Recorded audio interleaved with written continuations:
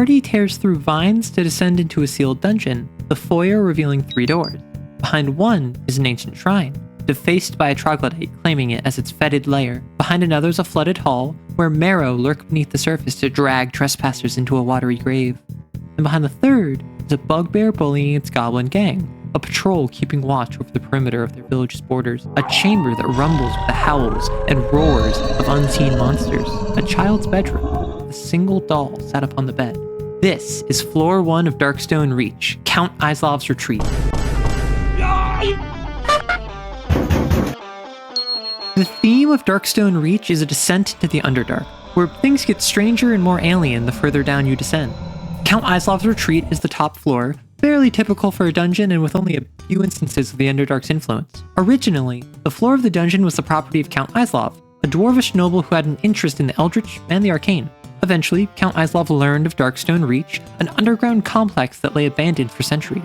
So Count Islav purchased the surrounding area and built a livable space atop Darkstone Reach where she and her servants could reside.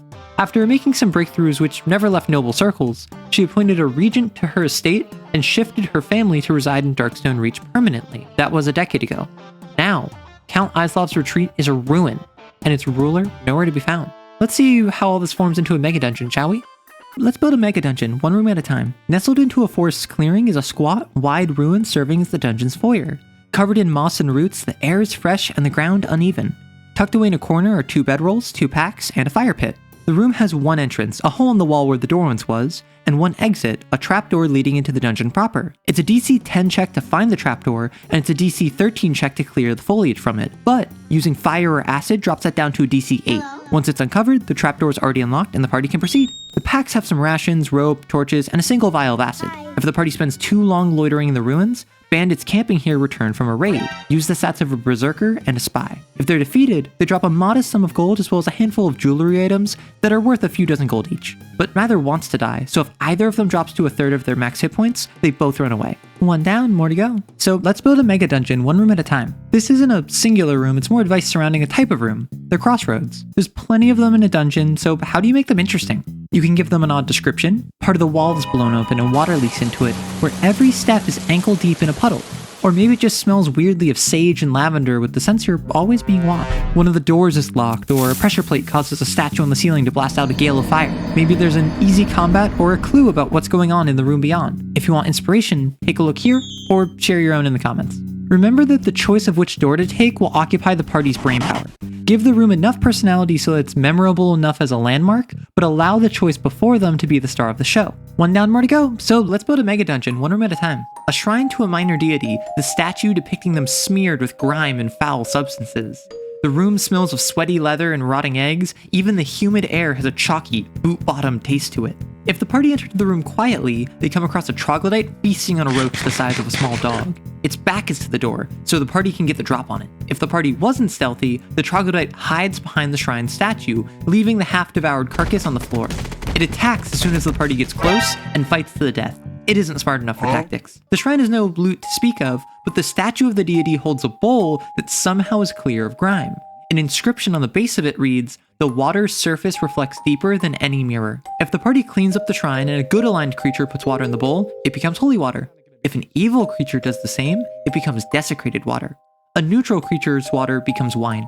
1 down, more to go. So let's build a mega dungeon 1 room at a time. A completely empty room, save for the sourceless screaming and roaring emanating from the walls that bleeds into adjacent rooms. A circle is inscribed into the ground, and entering it temporarily prevents you from hearing the room screaming. Mechanically, the magic screaming and roaring just means you can't rest in the room. It's not dangerous, there's no monsters, it's just loud. But there's an ear-shaped amulet added to the loot of a different room on the same floor. While wearing it, you can use an action to choose a point within 60 feet of you. Until the start of your next turn, you can hear as if you were standing at that point. If a character uses the Amulet of Ears and targets the circle in the Chamber of Screams, they're deafened for a minute as all the noise in the room is channeled into them at once.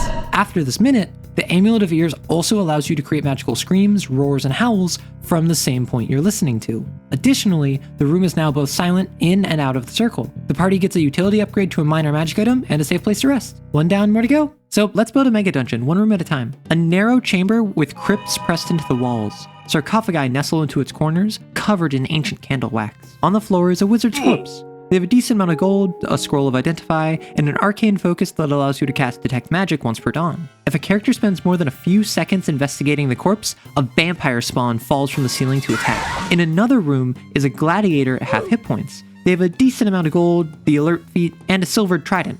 They're rude and ill-tempered, but non-aggressive.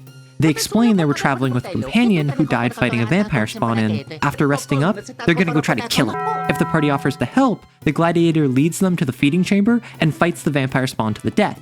If they kill it, the gladiator offers the wizards gold and scroll, but refuses to give up their arcane focus. The gladiator won't fight the party for it, but will offer their silver trident as a replacement. Why it's so important is up to you. One down, more to go, so let's build a mega dungeon one room at a time. This isn't a room, but a roaming encounter, set in a different room with the addition of a deep gnome and its flesh golem bodyguard. The deep gnome is a stern, humorless wizard who acts as a merchant of sorts. What are you buying? They can cast magic missile, shield, and mage armor at will, plus lightning bolt once per long rest. Also, their intelligence is higher, they have more hit points, and they're wearing a ring of fire resistance. The merchant has a portable hole where they store their goods. Inside is a ton of gold, gems, low-level scrolls and potions, and a couple uncommon magic items like +1 ammunition. The merchant doesn't have everything, but could have anything. They don't accept gold though. They're exclusively looking for rare reagents and antiques. A diamond for a Nothic's eye, a potion of healing for every Myconid cap. Also, the merchant insists that there is Zwerfnebelin, not a deep gnome. If the players respect this request and don't waste their time, the merchant is more than happy to cut a deal. And they'll probably run into each other again deeper down in the dungeon with new goods to trade. One down, more to go. So let's build a mega dungeon one room at a time, or in this case, a couple rooms at a time. The first room is a ruined dining room, where luxurious fabrics have been torn from seat cushions and fine mahogany chopped into firewood centuries prior. There's nothing of value in here, aside from some connecting doors. These doors lead to 3 similarly destroyed rooms, all of which are bedrooms. One master, with ragged tapestries and ancient portraits shredded on the walls. One was an adolescent's room, filled with books that have long since rotted. And the final is a child's room, filled with broken toys. Except a single doll, which sits upright in the ruins of the bed. The red staining to its lips is smeared as if painted by an amateur. It looks brand new. It's not magic, it's not animate, and nothing supernatural happens. In fact, this is a safe place to rest, but your job is to make the party paranoid. Have the door get jammed behind them, requiring a DC 14 check to break open. Have their light go out when the doll is out of view. Just screw with your players as a palate cleanser. Not everything needs to have mechanics to be interesting. One down, more to go. So let's build a mega dungeon one room at a time. In an empty hallway, a bugbear drunk off grog is bullying some goblins, telling them to do menial tasks that serve no real purpose. The bugbear is afflicted with the poison condition, attacking the party on site without regard for tactics. The goblins flee if the bugbear dies, but until then, slip around the party's front line to flank their back line. The goblins have no gold on them, though the bugbear has a half-drained flask of grog. It smells like sweat and sour apples, but tastes surprisingly crisp with a smoky sweet undertone. If the party tries selling it, any local tavern would pay decent money for just a few barrels. If left uninterrupted for an hour though, the goblins set up some traps and then leave. There are a handful of tripwires, some easier to spot than others. Anyone who trips one gets attacked by spiked clubs swinging from the ceiling. It is a decent bonus to hit, dealing moderate damage.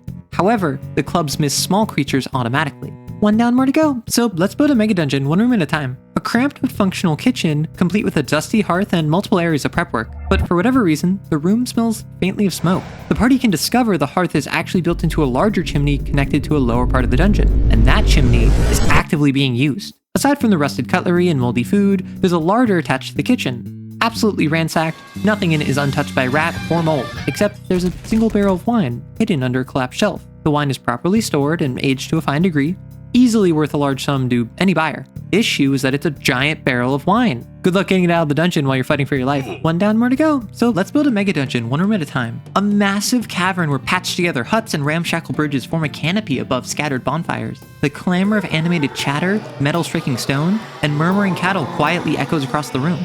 This cavern is home to a goblin tribe whose leader is a goblin boss, with an expensive necklace and a silver scimitar.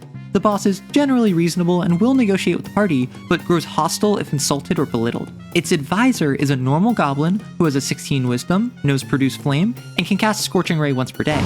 This shaman is your classic slimy advisor. Negotiations with the goblins will inevitably devolve into the party and shaman each trying to convince the boss to do their idea instead. The village has a ton of gold, gemstones, and a good amount of supplies.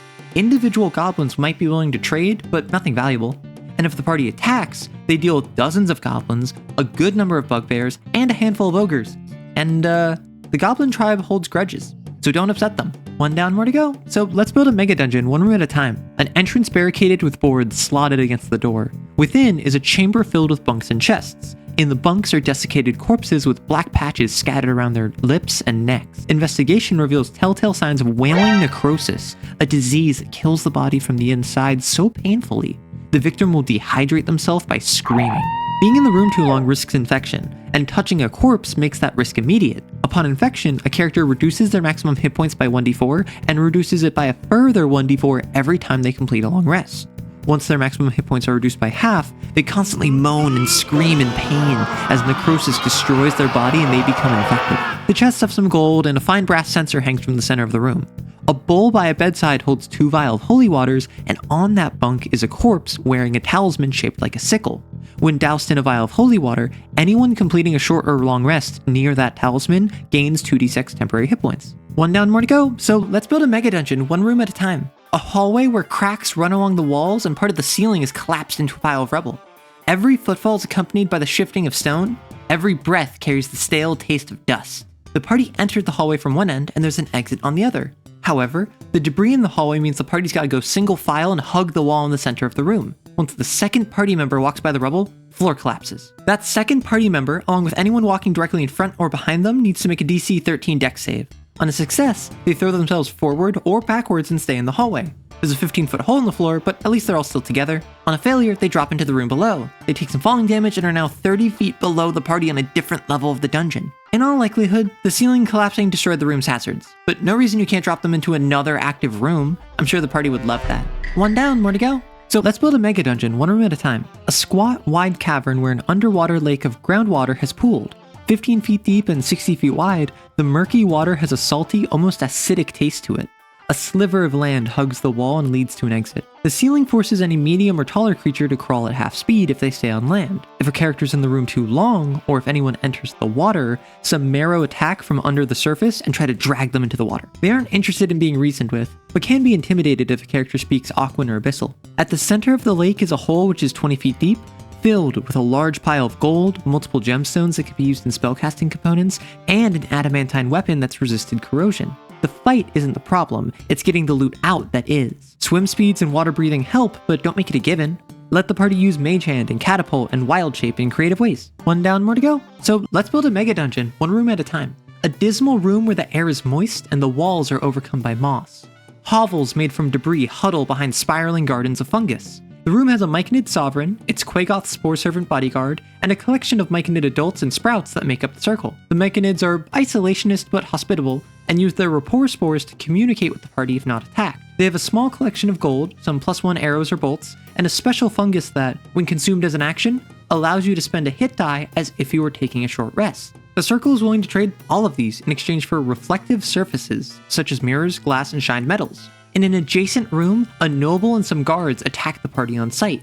They act mindlessly because they're spore servants. If the party brings this up to the circle, the sovereign claims to have simply reanimated some corpses it found. But an insight check reveals the sovereign is lying. And if the party ever returns to the colony a second time, they have a few more humanoid spore servants. One down, more to go. So let's build a mega dungeon, one room at a time. This compact chamber is more dirt than stone. Patches of violet, crimson, and beige fungus paint the walls as spores sparkle in the party's light. A burrowed hole hides in the room's corner. This room's a dead end, with only a single entrance that the party just came through. Any character that doesn't have poison resistance needs to make a DC 10 con save if they inhale the spores. On a failure, they're poisoned until they spend at least a minute outside of the room. On a success, they're immune to the spores for an hour. A handful of violet fungus attacks from the ceiling and the walls. They're hidden amongst their mundane counterparts, but a DC 10 check finds them easily. But while a character's focused on the fungus, a Nothic emerges from the burrow and attacks with its rotting gaze. And since it's hungry, it'll fight to the death. In the Nothic's burrow is a series of humanoid bones, scraps of leather, a small portion of gold, and a single potion of enlarge reduce. If the Nothic hears any character speaking Undercommon, it's willing to trade both the gold and the potion in exchange for some food. One down, more to go. So let's make a mega dungeon, one room at a time. The stairwell leads into a deeper floor of the dungeon, dripping water echoing from overhead. Years of erosion have weathered the clammy steps, puddles of slick stone making descent treacherous. While traversing the staircase at normal speed, you need to make a dexterity check to maintain your footing. If you fail, you slip all the way to the bottom and take a bit of damage. This shouldn't be a major issue, but it will absolutely be something the party needs to struggle with if they're trying to make a hasty exit. Further, the door to the stairwell is locked, requiring a fairly difficult check to pick or break open. The key is on the corpse of the steward in charge of the floor, located in one of the other rooms, and probably still guarded by whatever killed them. And that's Count Islav's retreat. You can ignore or order the rooms to rearrange them whatever way you see fit, ignore the lore I set forward, or otherwise just take some of these to make a completely different mini-dungeon. For instance, here's an example of a 5-room dungeon that can stand completely on its own. It's got an opening, some obstacles, a tough boss, and unique loot.